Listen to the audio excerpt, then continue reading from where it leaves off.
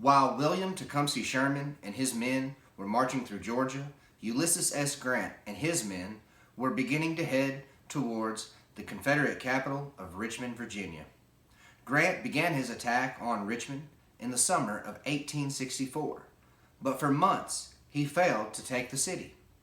The Union Army dug trenches around Richmond and continued to fight for 10 months. Finally, on April 2, 1865, Confederate government officials and General Robert E. Lee evacuated the city of Richmond. The next day, on April 3rd, the Union Army marched through the Confederate capital city of Richmond, Virginia, and raised the American flag at the Capitol. On April 4th, President Abraham Lincoln traveled from Washington, D.C. down to Richmond, Virginia. His presence in the Confederate capital was a powerful symbol that the war was almost over. Black residents danced and shouted in the streets, celebrating the president's arrival. Robert E. Lee and his troops had escaped Richmond before the Union Army arrived.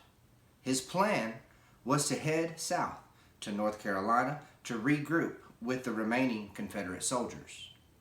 But before he could get away, the Union Army had tracked him down and surrounded him in the town of Appomattox Courthouse, Virginia. With no escape route, Robert E. Lee chose to surrender to Ulysses S. Grant at a private residence in the town of Appomattox Courthouse. Grant gave the Confederates a favorable surrender.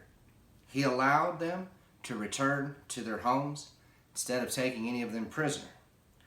When news of the peaceful surrender in Virginia reached other parts of the South, the remaining Confederates chose to surrender and go home too.